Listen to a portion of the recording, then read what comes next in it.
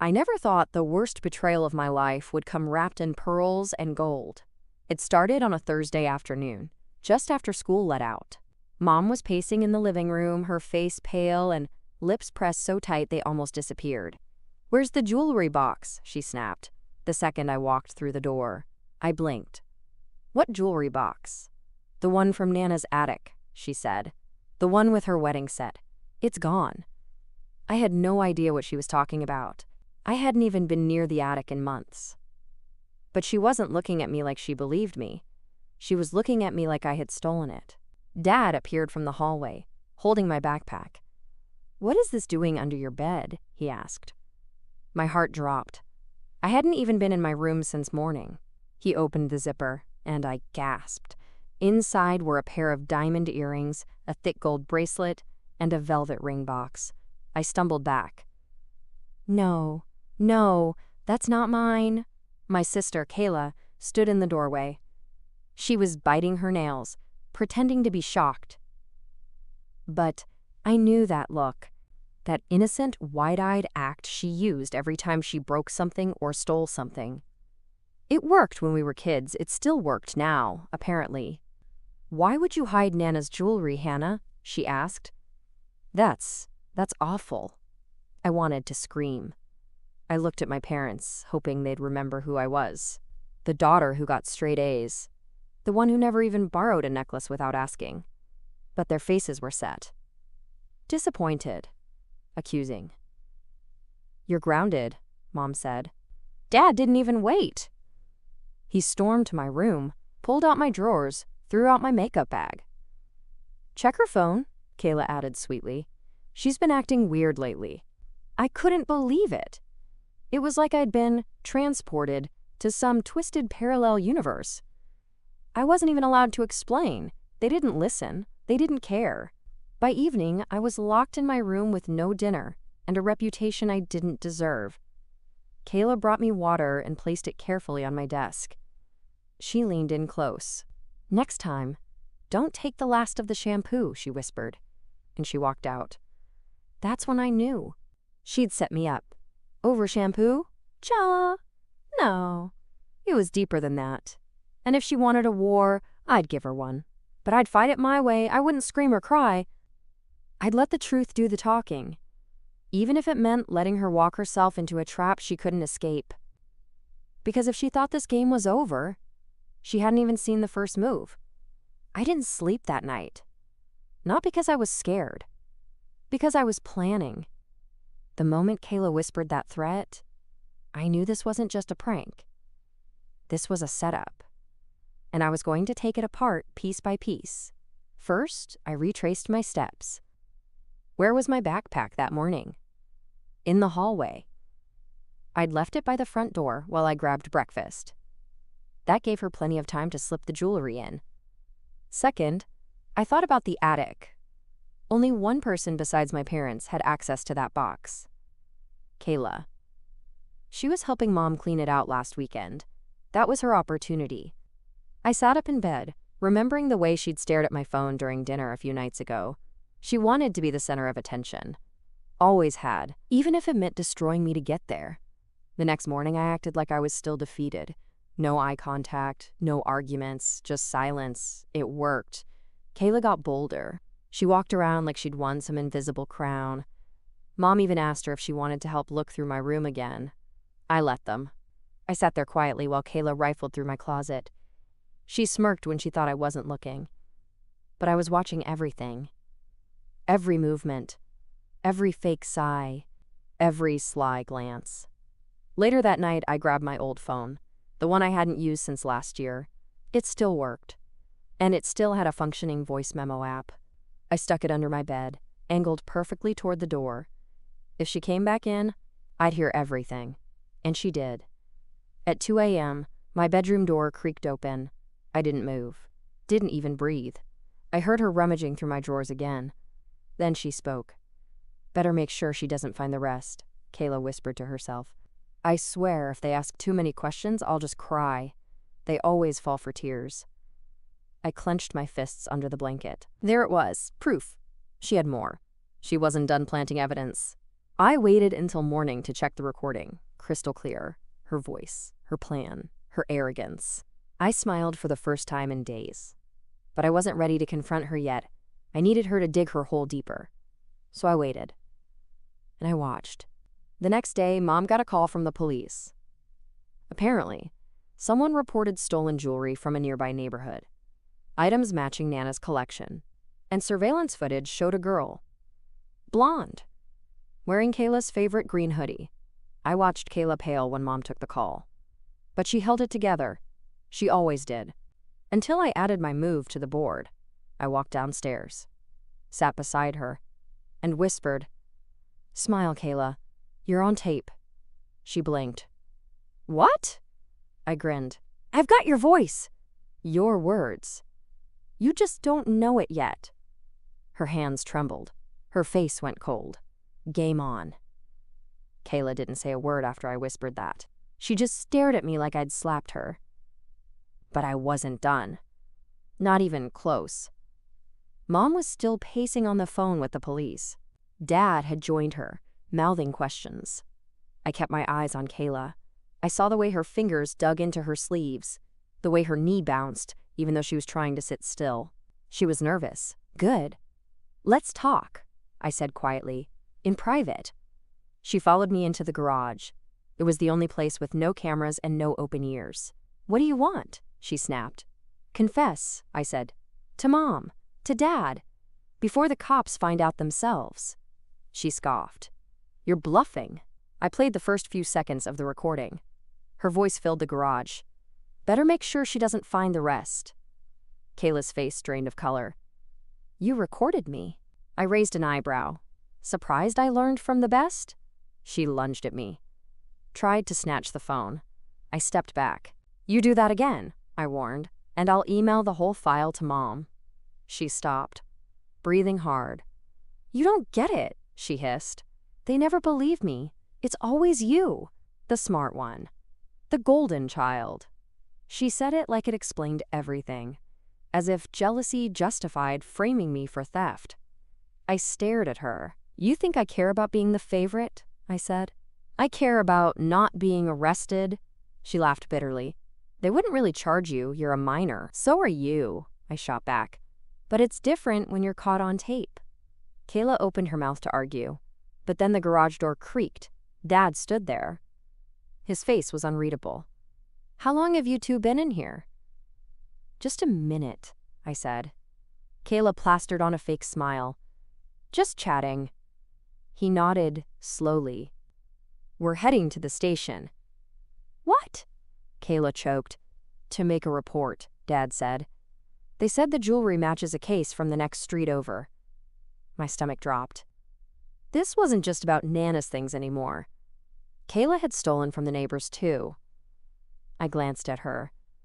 She wasn't smiling now. She looked like she wanted to disappear. But it was too late. She'd set a fire and thought she could walk away from the smoke. Now it was closing in. "I'll get my shoes," I said quietly. I walked back inside and grabbed the old phone. Backed up the recording to the cloud, just in case. As we drove to the station, Kayla didn't speak. She stared out the window, gripping her seatbelt like it might save her.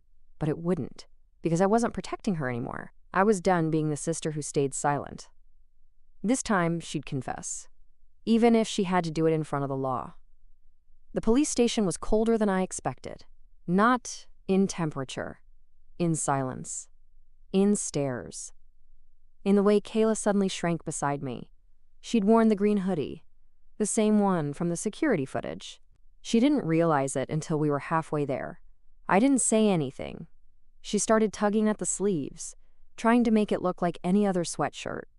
But it was too late. We walked into the lobby, and Officer Jenkins looked up. He recognized Dad. They used to play cards on weekends. "Tom," Jenkins nodded. "You called about the jewelry?" Dad nodded. He handed over the velvet box, the bracelet, the earrings.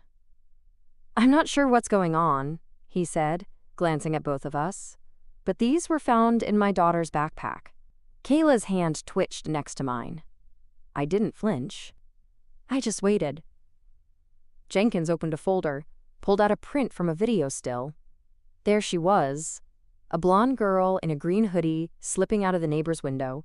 The timestamp said 3:47 p.m. on a Monday. School had been out early for teacher meetings. I had been home by 4. So had Kayla. She couldn't explain that. Jenkins looked between the photo and Kayla. She dropped her gaze. "You know," he said slowly, "it's easier when people tell the truth." No one spoke. Dad glanced at Kayla. She didn't meet his eyes. "Hannah," Jenkins said, turning to me, "did you know about this?" "I was framed," I replied simply. He blinked. "Framed?" I took out my phone and opened the audio file. I didn't say a word, just hit play. Kayla's voice filled the room. "Better make sure she doesn't find the rest." I stole a glance at Dad. He went pale, like he was realizing the storm had been hitting the wrong house. Kayla's mouth opened, but nothing came out. Officer Jenkins raised his eyebrows. "Interesting." "I didn't mean to take all of it," Kayla blurted suddenly. Everyone froze. I thought no one would notice. She looked around like she couldn't believe she was saying it. "I was going to put it back." Jenkins scribbled something down. "Why take it in the first place?" Kayla glanced at me, then at Dad. "Because I wanted to matter." Dad's mouth tightened. "You matter," he said, but even I could hear how thin it sounded. "Just not like Hannah, right?" Kayla whispered. Officer Jenkins cleared his throat. "Well," he said, "confession is a good first step." Kayla looked up, startled. "You're not arresting me?" "Not today," he said, "but we'll need a full statement." "And a conversation with the neighbors?" She nodded slowly, and for the first time, I saw guilt. Real guilt. Not because she got caught, but because no one clapped when she fell. No one came running, not even me. Maybe that was the worst punishment of all. We drove home in silence, the kind that weighs more than sound. Dad didn't say a word. Neither did Kayla. She just stared out the window, chewing her thumbnail like it might undo everything. When we pulled into the driveway, Mom was standing on the porch. She must have seen the missed calls. Her eyes searched our faces, then landed on Kayla. "What happened?" she asked. I stepped past them and went inside. I was done translating other people's guilt. Let her speak for herself. I went to my room, shut the door, and let the quiet settle. Then I cried. Not because I was sad, but because I was exhausted. Tired of pretending to be okay when I wasn't. Tired of being accused, framed, doubted. Mostly tired of being in a family that couldn't see the truth until it was dragged into the light.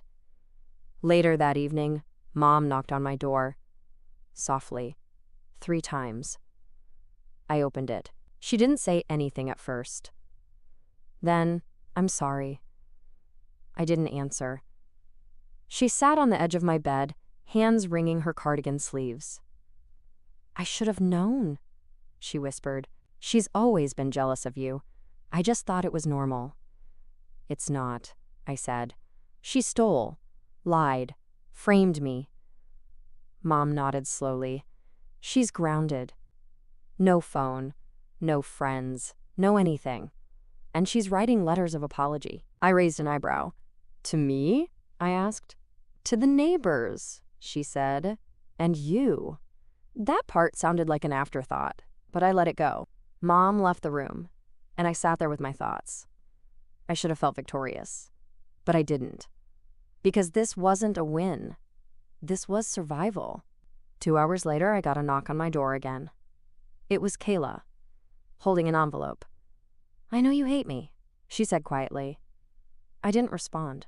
"I'm not asking you to forgive me," she continued, "but I want you to read this." She held the envelope out. I took it, cautiously. She didn't stay, just turned and walked away. I sat on my bed and opened it. Inside was a handwritten letter. Tear stains in the corners. Words scratched out and rewritten. I did it because I thought being the victim would make people love me. I didn't realize how much it would make people stop trusting me. I didn't think it would cost me my sister. "I get it if you never talk to me again, but I had to say this. I'm sorry. Not because I got caught, but because I finally saw your face in that police station. And I realized I wasn't just hurting you, I was destroying you. I stared at the letter for a long time. Then I folded it back into the envelope, put it in my desk drawer. Maybe I'd forgive her one day. But not tonight, not yet. Some wounds needed time to stop bleeding. The next few days were quiet, too quiet. Kayla barely left her room. Dad avoided both of us. Mom tried to act normal, but every meal felt like a staged performance. I kept to myself. I walked to school alone, ate lunch in the library. At home, I avoided the living room. It was easier than pretending we were still a family. But on Thursday night, something strange happened. I was walking past Kayla's door when I heard voices. Not hers, not our parents. Whispers. Hushed. Urgent. I leaned closer. Heard a guy's voice. Familiar. Then I heard the name Logan. My stomach dropped. Logan was Kayla's ex, and also a known petty thief. He'd been suspended twice last year for breaking into lockers. Suddenly, the pieces clicked. Kayla didn't just steal on her own. She had help. I knocked hard. The voices stopped. The door opened slightly. Her face peeked through. "What?" she asked, eyes wide. "You're not supposed to have guests," I said. She scowled. "He just stopped by." "Does Mom know?" "Of course not." Her face twisted in frustration. "Why do you care?" "Because if you're still hiding things," I said, stepping closer, "you're not sorry. You're scared." She flinched like I'd hit her. "Leave me alone, Hannah." But I wasn't backing down. Not this time. If Logan helped you steal the jewelry, the cops need to know. Kayla went pale. "You don't understand," she whispered. "They said I had to take the fall. That if I talked, they'd come after me." I blinked. "They?" She hesitated, then sighed. "It wasn't just Logan. It was his cousin. And 2 other guys." She sat on the floor, pulling her knees up. "They dared me to take the bracelet from Mrs. Mallory's window. They thought it'd be funny. Said girls never get blamed. That if I got caught, they'd deny everything." "And you agreed?" I asked, stunned. I wanted to prove I wasn't just some lame little sister. That I could do something bold. I couldn't believe what I was hearing. "You framed me to impress a bunch of losers?" Her head dropped. I panicked when Mom found the bracelet. I knew if it was in my room, I'd get blamed. "So instead, you let the police interrogate me." "I didn't mean for it to go that far," she whispered. But it did. I stared at her. At the scared, guilty girl in front of me. I didn't feel angry. I felt tired. "Logan and his friends need to be reported." She didn't answer. So I added, "If you don't tell them, I will." Her eyes filled with tears. "I'll do it," she said. "Just give me until tomorrow." I nodded, but I didn't believe her. And just in case she backed out, I turned and walked back to my room and uploaded the voice recording to a secure folder. Labeled it Insurance. Because I was done letting secrets rot in silence, I didn't sleep that night. Not because I was afraid, but because I didn't trust her. Kayla had promised she'd tell the police everything, but promises didn't mean much anymore. I stayed up watching the clock, waiting. At 7 a.m., I knocked on her door. No answer. I knocked again. Still nothing. I opened it slowly. Her bed was empty. Curtains open. Window slightly ajar. She was gone. My stomach twisted. I ran to Mom and Dad's room. They were both getting dressed. "She's gone," I blurted out. Dad blinked. "What do you mean, gone?" "Gone," I snapped, as in climbed out the window and didn't leave a note. Mom looked stunned. "She wouldn't run." "She already did," I said, cutting her off. "She's not planning to talk to the police. She's planning to hide." Dad rubbed his forehead.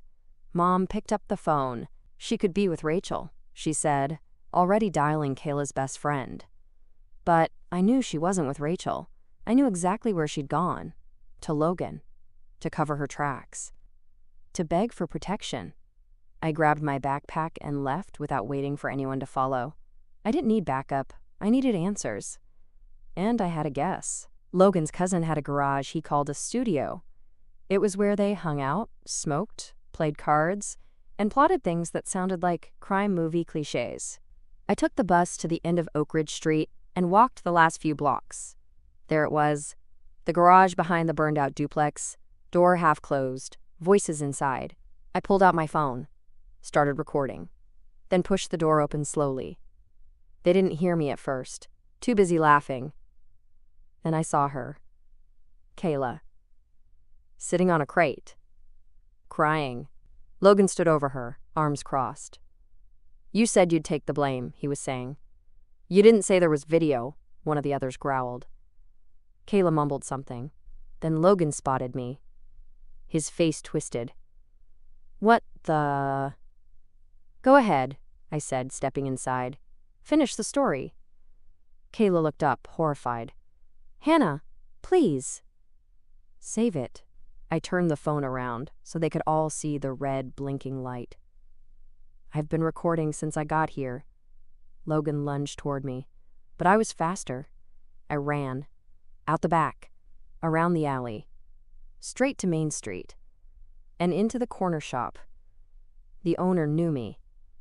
He let me use the landline. 10 minutes later, a squad car pulled up. I handed them the phone, told them everything. Names, places, timeline.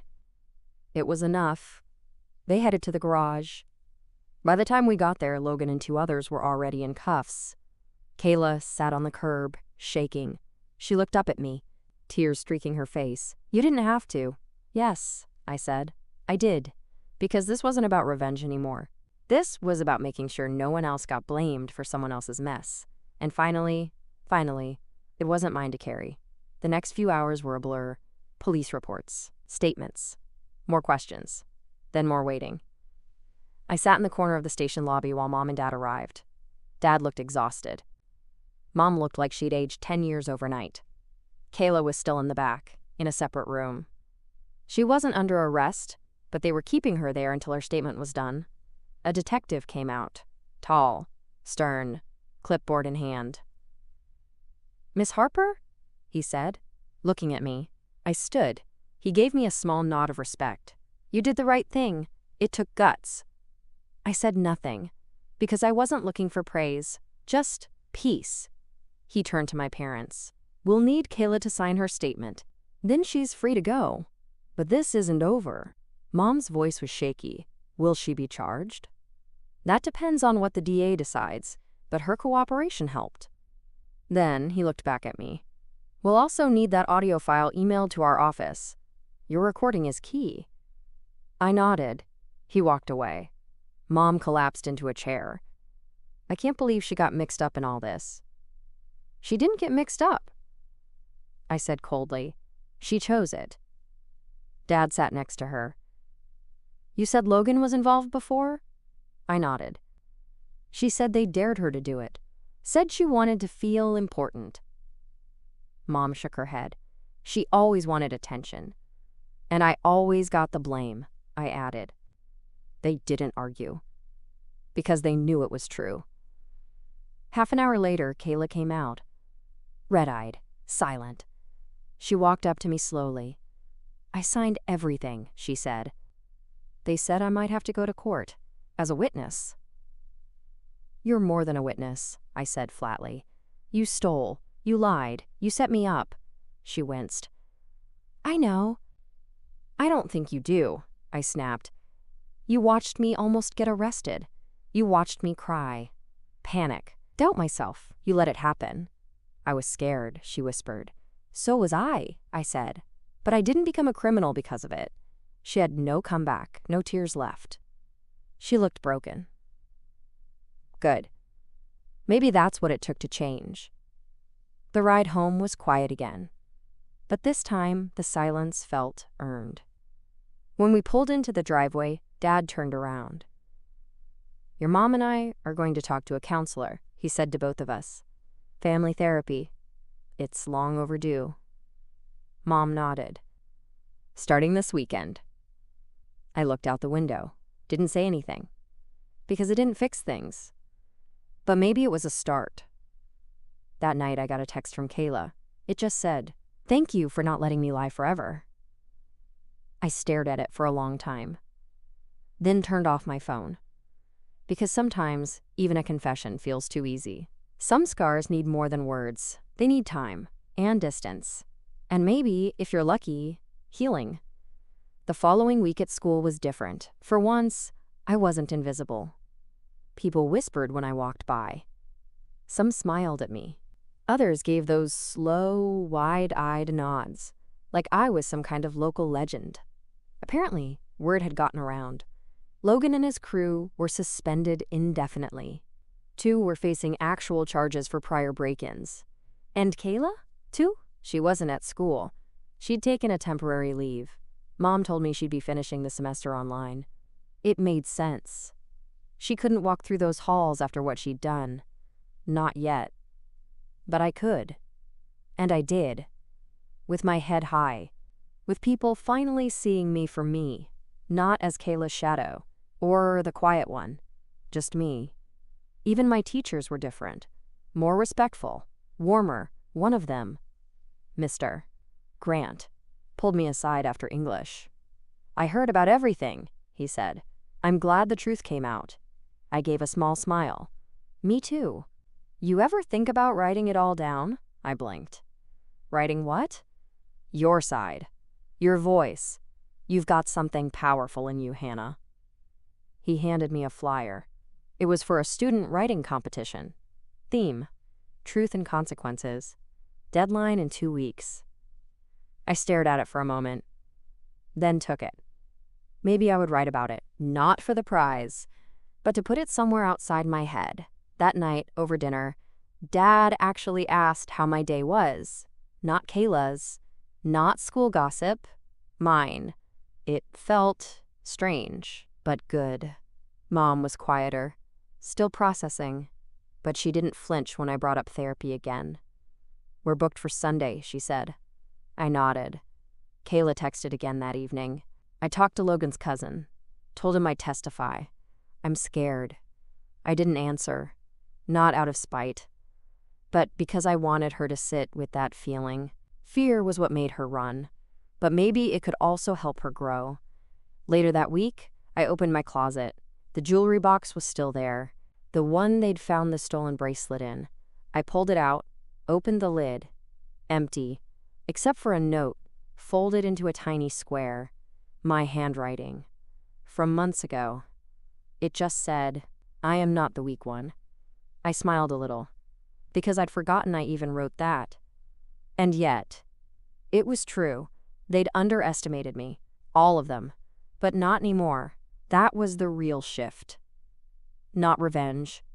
Not the police. Just the truth finally standing where lies used to sit. And that felt stronger than anything. 2 weeks later, Kayla walked into the living room. It was Sunday morning. Therapy day. She looked different. Not broken.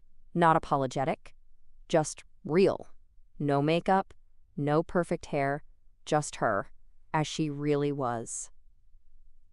"I'm ready," she said softly. Dad nodded. Mom stood up. I grabbed my notebook. We drove in silence again, but this time it felt more like a breath before speaking, not a wall between us. The therapist's office was warm and quiet. Neutral colors. Soft music. No judgment. We sat in a circle. Dr. Levin looked at all of us. "I understand a lot's happened," she said. "We're not here to assign blame, just to understand." Kayla inhaled deeply. "I want to start." I blinked. She never wanted to start.